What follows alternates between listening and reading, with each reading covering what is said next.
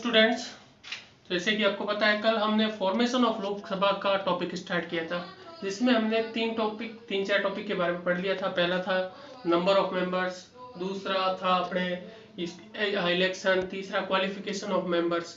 उसके बाद में अपने कल अब अपने फोर्थ जो पॉइंट है वो ये है टर्म, यानी लोकसभा का टर्म कितना होता है, कार्यकाल कितना होता है। तो लोकसभा का कार्यकाल कितना होता है, 5 इयर्स का होता है। तो हम लिखेंगे the term of Lok Sabha is 5 years. लेकिन इसमें एक चीज और बता रखी है, but it can be dissolved by president bye advice of PM, यानी प्राइम मिनिस्टर।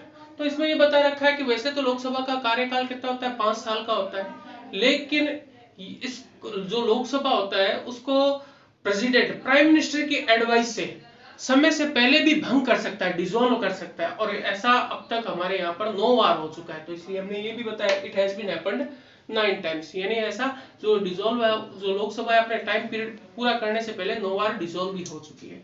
फिर उसके बाद में अपना टॉपिक आता है मीटिंग्स, यानी लोकसभा की जो मीटिंग होती है, जिसको हम सेशन भी बोलते हैं। लोकसभा का सेशन आप देखते हो टीवी पे, जैसे लोकसभा का जो ये राज्यसभा की मीटिंग्स चलती है उसको क्या कहते हैं, लोकसभा के सेशन या मीटिंग कहते हैं। तो इसमें ये बता रखा है इट्स मीटिंग इज कॉल्ड और पोस्टपोन्ड बाय प्रेसिडेंट, यानी जो लोकसभा की मीटिंग होती है उसको बुलाना या जो मीटिंग चल रही है उस मीटिंग को पोस्टपोन करना, ये कौन करता है, प्रेसिडेंट करता है। ठीक है, लेकिन एक चीज इसमें बात ध्यान रखने की बात है कि interval between 2 meetings should not be more than 6 months, यानी ये बता रखा है कि जो लोकसभा की जो मीटिंग होती है उन 2 मीटिंगों के बीच का जो टाइम है वो 6 महीने से ज्यादा का नहीं होना चाहिए।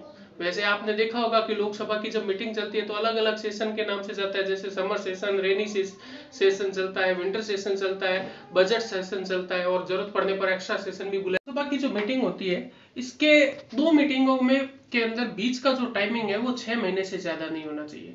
तो ये चीज ध्यान रखने की होती है कि जो लोकसभा की मीटिंग होती है वो 6 महीने से 2 मीटिंगों के बीच में 6 महीने का ज्यादा टाइम नहीं होता। तो आप मीटिंग के बारे में क्या समझ में आएगा कि ये लोकसभा की जो मीटिंग होती है उसको कॉल करना, उसको पोस्टपोन करना, ये कौन करता है, प्रेसिडेंट करता है। और लोकसभा की मीटिंग 2 मीटिंगों के बीच का जो टाइम है वो 6 महीने से ज्यादा नहीं होना चाहिए। फिर उसके बाद में आता है अपने ऑफिसर्स, यानी लोकसभा के ऑफिसर्स कौन से होते हैं। तो इसके अंदर लोकसभा के अंदर 2 ऑफिसर होते हैं, एक स्पीकर और दूसरा होता है डिप्टी स्पीकर।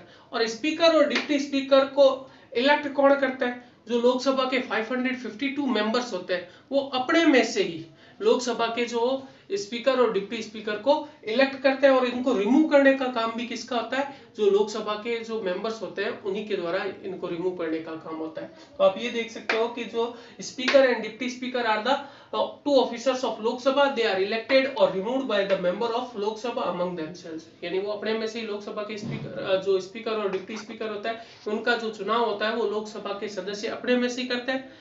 और उनको हटाने का अधिकार भी किसके पास होता है, लोकसभा के सदस्यों के पास ही होता है। फिर उसके बाद में आता है power and function of speaker, यानी स्पीकर जो होता है या डिप्टी स्पीकर होता है उसके पावर और फंक्शन कौन से होते हैं। तो इसका ये समझ लो कि जैसे क्लास के अंदर मॉनिटर का कार्य होता है, वैसे ही क्या होता है, स्पीकर और डिप्टी स्पीकर जो होता है उनका काम होता है। तो पहला जैसे ये बता रखा है कि ये जो लोकसभा का जो स्पीकर होता है वो क्या करता है, प्रेजाइड द मीटिंग, यानी लोकसभा की जो मीटिंग होती है उसको प्रेजाइड करता है, उसकी अध्यक्षता करता है। फिर उसके बाद में हम देखें तो maintain the law and order, तो लोकसभा होता है उसके अंदर लॉ एंड ऑर्डर को मेंटेन करता है।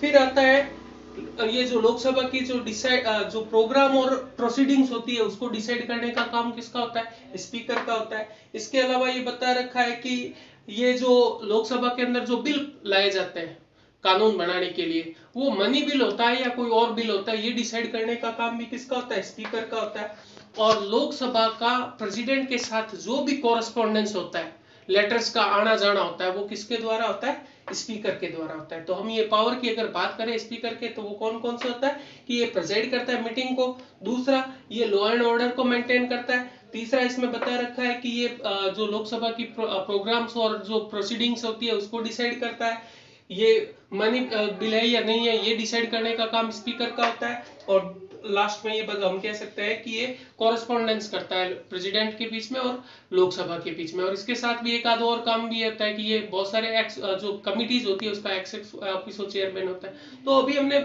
लोकसभा के फॉर्मेशन के बारे में पढ़ा। अब देखो जैसे अगर हम रिवीजन की बात करें तो रिवीजन के अंदर अब देखें तो पहले अपने फॉर्मेशन ऑफ लोकसभा का पहले हमने पढ़ा नंबर ऑफ मेंबर्स। तो इसके नंबर ऑफ मेंबर्स कितने हैं, तो हमने पढ़ा था कि स्टार्ट में इसके नंबर ऑफ मेंबर्स 500 थे। फिर इसके अंदर ये हमने पढ़ा था कि अभी वर्तमान में 552 थे, 52 है, जिसमें 530 है वो स्टेट्स कंस्टिट्यूंसी से चुने जाते हैं और 20 होते हैं वो यूनियन टेरिटरी से चुने जाते हैं। 2 एंग्लो इंडियंस का बताया था हमने।